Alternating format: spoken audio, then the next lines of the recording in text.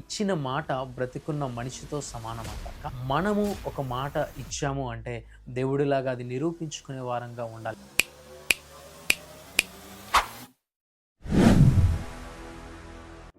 Praise lord అండి. మీరందరూ బాగున్నారని ఆశపడుతున్నాను.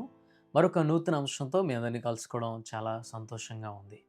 అయితే చాలామంది అడుగుతున్న ప్రశ్న ఏంటంటే, దేవుడి యొక్క వాగ్దానాన్ని లేదా దేవుడి యొక్క ప్రామిస్‌ని నేనెందుకు నమ్మాలి అని. ఎందుకంటే ఇటువంటి ప్రశ్నలు ఎప్పుడు ఎక్కువగా రైజ్ అవుతూ ఉంటాయంటే, మనము చాలా సార్లు మన స్నేహితులు గానీ, మన కుటుంబ సభ్యులు గానీ, మనుషులు మనకి చాలా వాగ్దానాలు ఇస్తూ ఉంటారు. చాలా ప్రామిసెస్ చేస్తూ ఉంటారు. కానీ మన కష్టకాలంలో, మన నష్ట సమయంలో మనం వారి దగ్గరికి వెళ్ళినప్పుడు నేనెప్పుడు ప్రామిస్ చేశాను, నేనెప్పుడు వాగ్దానం చేశాను అని వారు మాట మార్చేస్తూ ఉంటారు. అయితే ఈరోజు మరి దేవుడిని కూడా మనము అటువంటి పరిమితిలోకి తీసుకోవచ్చా?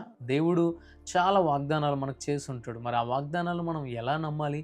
దేవుడు కూడా మాట ఇచ్చి మర్చిపోతాడా? దేవుడు మాట ఇచ్చి నేనెప్పుడు నీకు మాట ఇచ్చానని అంటాడా? అనే దానికి ఒక జవాబును మనము గమనిద్దాం. మలాకి గ్రంథము 3వ అధ్యాయము 6వ వచనం ఒకవేళ మనం గమనించినట్లయితే, యెహోవానైన నేను మార్పు లేనివాడును గనుక యాకోబు సంతతి వారనైన మీరు లయము కాలేదు.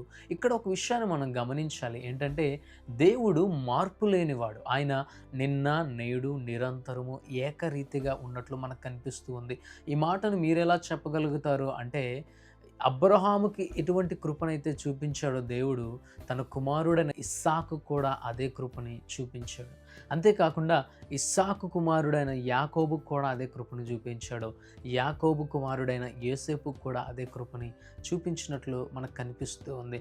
ఎప్పుడో మన పితరుడైన అబ్రహాముకు చేసిన వాగ్దానము ఈరోజు నీతో నాతో కూడా ఆయన స్థిరపరుస్తూ ఉన్నాడు. ఇంతకన్నా మనము ఇంకేమి గొప్ప రుజువుని చూపించగలుగుతాము?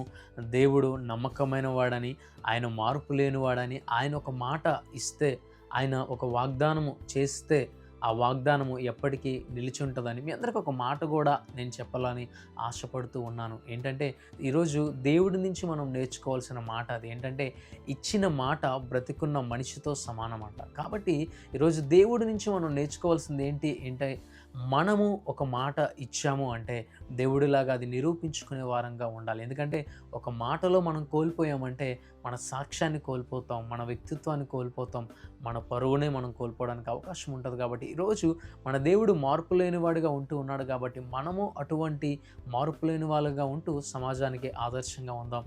దేవుడి కొద్ది మాటలు దీవించి ఆస్వాదించును గాక. ఆమేన్. Praise lord.